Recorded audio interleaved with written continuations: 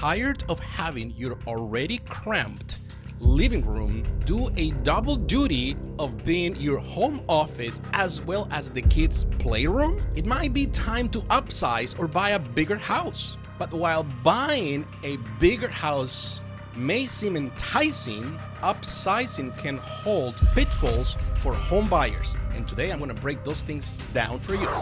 How you doing, Dave? John? Hey, I got a question for you. I need your advice. My family's grown, and my wife, she's looking for a bigger house.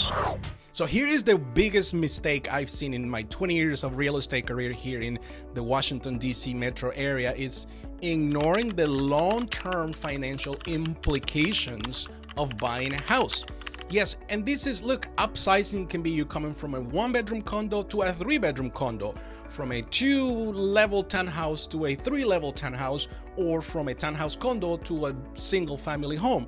Anywhere you put it, it's upsizing, but the problem is that there are a lot of issues that many buyers, and again, blown away of how buyers don't pay attention to these things. So let's just go into all of these things so that we can actually have an understanding of what you can do to avoid these 6 common mistakes.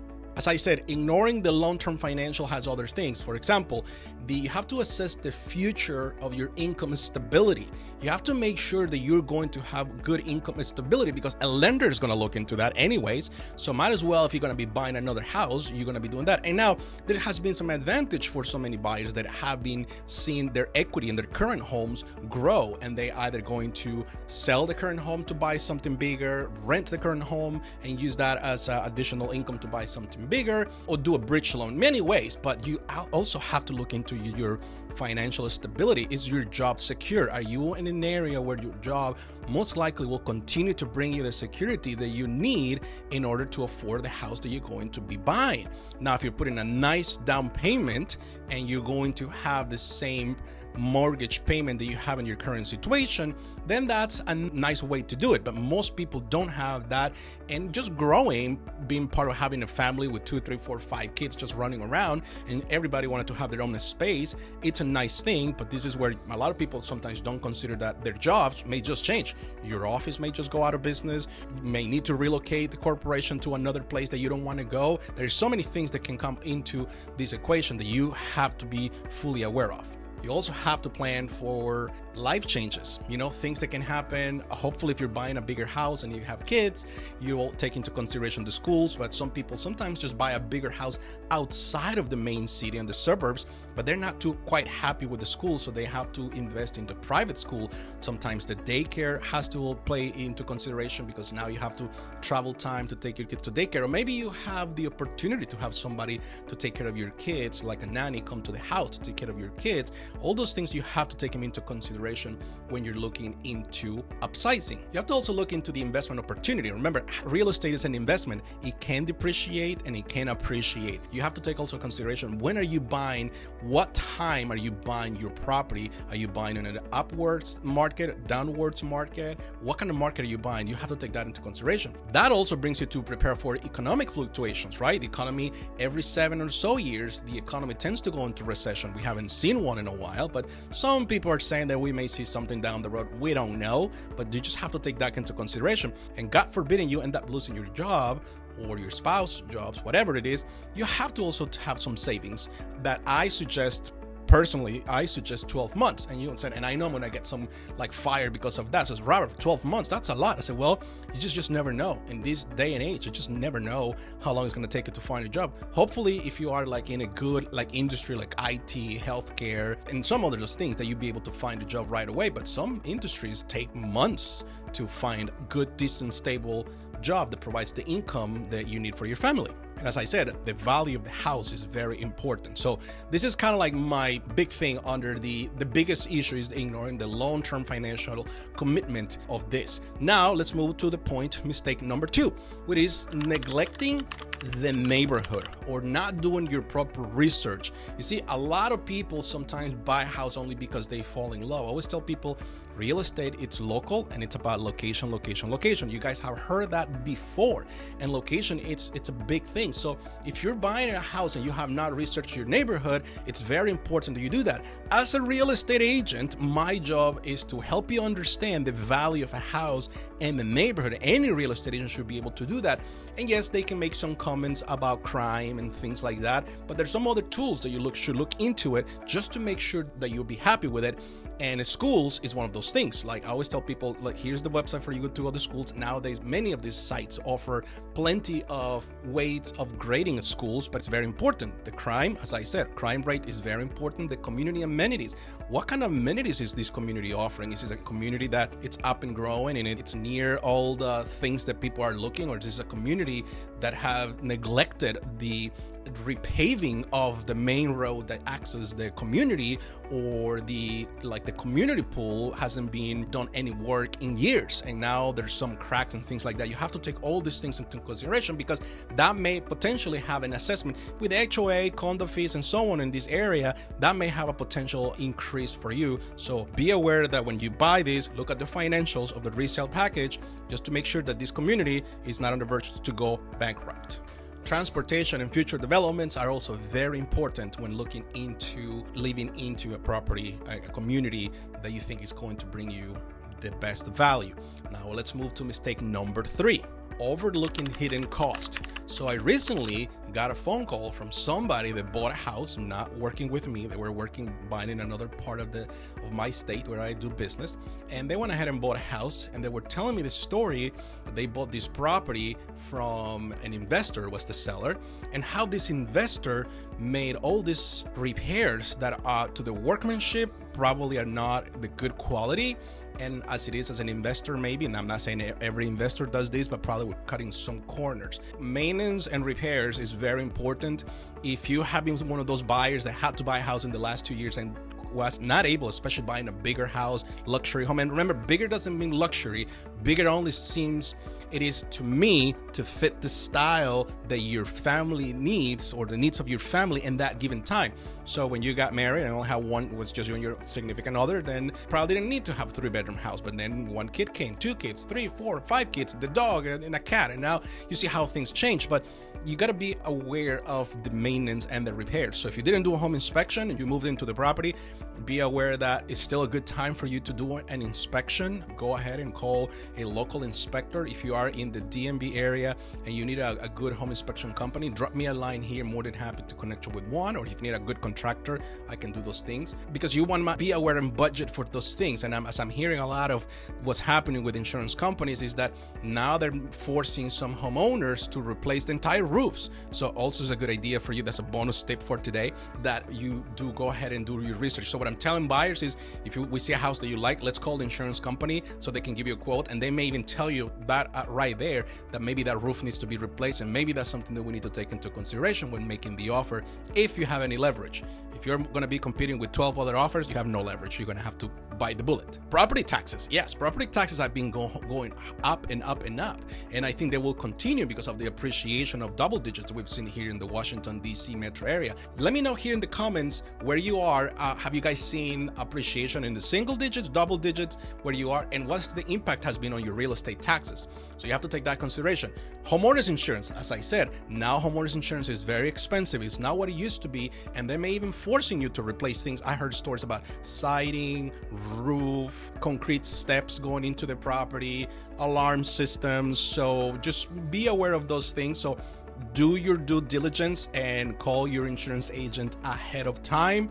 If you want to speak with an insurance agent in this area, let me know. I'm more than happy to connect you with one of them.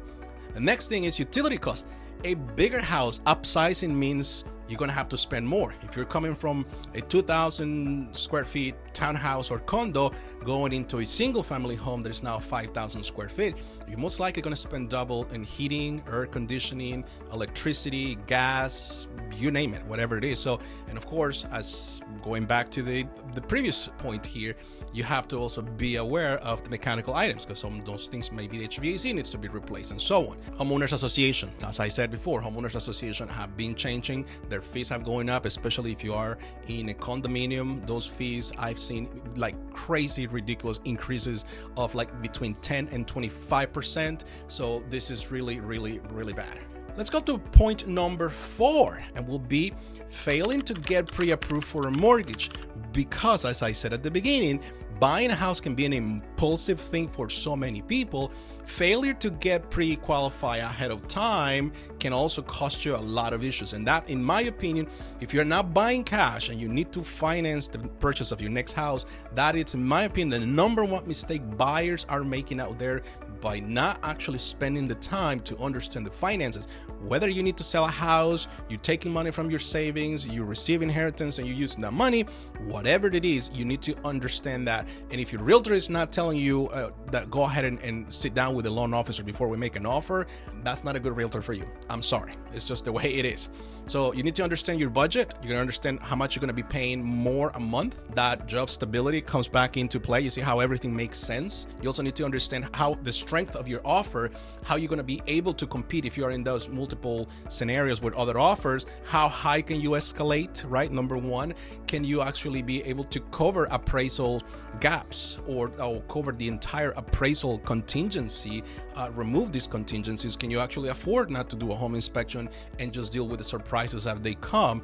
So a lot of those things that have to be taken into consideration. Avoid delays. You know, when you have done your due diligence, many times the week before settlement, the loan is completely approved and done. But when you wait at the very last minute, and especially in very complex situations where you're not a straight W-2 income earner, you have a 1099, you have dividends, you have stocks, and money is coming from businesses that you own, LLCs, S corporations, that makes things more complicated. And loan officers should know those things ahead of time. Or even if you're bringing money from overseas, sometimes it's very important. That can cause a whole delay if the money is not curated in a bank account for at least 60 days. So identifying credit problems that you may have that you didn't know, issues that collections that you had no idea, that's another thing that comes into place. And of course, always setting realistic expectations. You can only afford to buy an upside to up to $600,000. Let's just stay in there. Maybe you should be looking houses between 5 and 550. Because anything that's in the 600 most likely is going to jump into the 650 if the market where you are it's behaving that way. If the trend is going to go down in prices, then maybe that's going to be a whole different story. But you need to look into those things right away. Oh, making impulsive decisions. That's my mistake number 5. You have to avoid those impulsive decisions. I'm telling you, I know that you want to buy something bigger, but also do not be impulsive. Now, I'll tell you this. If you have kids and you're going to be moving into a new house, try not to buy a house that it's going to need a lot of work, meaning like you're going to have contractors coming in and out for the next 6-8 weeks after you buy the house, because that's going to create a big issue for you and your family. It's a big inconvenience. Now, if you have another place to stay, a parent's house in the basement, a friend's house, or you want to rent an Airbnb, then that can solve the problem. But do your research, your due diligence about buying this house. If you have a financial advisor, as I said, a loan officer, real estate agent, sometimes sitting down with your family is a good idea. That's part of seeking that professional advice. Looking at different properties is also a good thing. So do not fall in love with the first house. I always tell my clients, I said, my hope when we go out there the first time is you don't fall in love with the first house, because I know what happens when you fall in love with the first house. That was an impulsive decision. You at least need to compare 2-3 houses. That means you probably have seen 8 to 10 homes, narrow it down to 2 or 3 homes. In this kind of market in the past, it has been kind of hard to wait and narrow it down because houses were just flying pretty quick. But I think we're going to hopefully go into more normal market. Future resale value. Okay, that's another thing that you're ignoring. And of course, just setting realistic expectations and priorities for you and your family. It is very important to set those priorities for you and your family. So if you're going to be homeschooling, most likely you're going to want to look for a house that has the space that allows you to do homeschooling for your kids. Now, if your kids are going to attend a regular school, public school, or private school, then maybe that's not a consideration. Maybe you just want to have a nice rec room for the kids so that in the winter time, they can come and play downstairs with their friends and family members. If you like to host, you might want to have a nice space for the holidays. So things like that, there's stuff that have to take in consideration if you own 4 vehicles. So maybe it makes sense to have a house that has a 2-car garage and maybe has a detached, another 2-car garage detached. Maybe that also to make sense for you. And if you like to host, maybe a nice driveway, it's also a good solution. So that's very important to do. And it coming to my final point, that is as important as the first one, not planning for future needs. And that's very important, and it happens a lot. There's so many people that call me sometimes as, we bought this house 6 months ago with this realtor or the listing agent, and we thought this house was the right thing for us, but now it turns out it is not. It is not necessarily because the house it's falling apart, but because they didn't anticipate some growth in the family. Sometimes they moved from a 3-bedroom, 2,000 square feet property into a 4-bedroom, 4,000 square feet, but now it turns out the wife is pregnant with triplets, right? There's things like you don't know, but if you're in the face with growing family, if you are a professional or business owner and you are still thinking to grow your family, you're upsizing with 2 kids and maybe you're going to have another 2 kids, take this into consideration, right?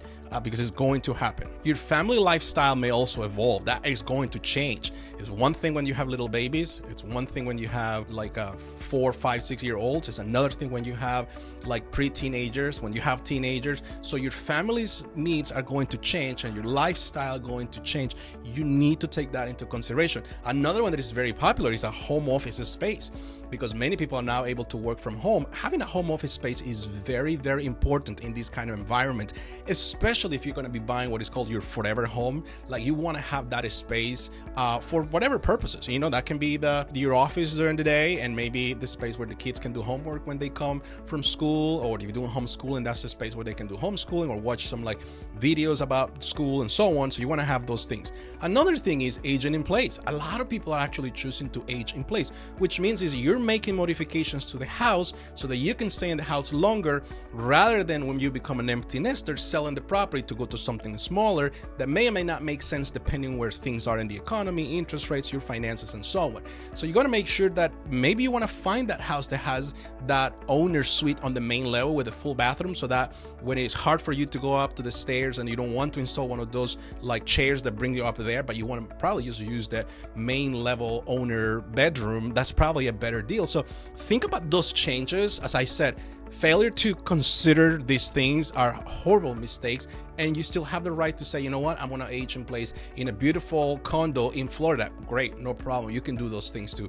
And the resale value, very important, very, very important. Think as an investor, don't think as a buyer. Think as an investor, don't think as a buyer. Remember those things. We're looking at a house. Think as an investor, don't think as a buyer. Because if you think as a buyer, you're going to make a huge mistake. If you think as an investor, it's going to be a savvy investment for you and your loved ones. Thank you very much for watching this video. If you have really liked this content and you see some value, do me a favor and click that like button. And if you wanted to definitely hear more of this content, if you're in the process of upsizing, buying something bigger for you and your family and your loved ones, subscribe to the channel, and I will continue to bring content like this every week. If you want to schedule a call with me, feel free to do it. Leave me comments here below where your current situation is. Are you thinking about upsizing? I want to hear your comments. Thank you very much. Take care. Goodbye.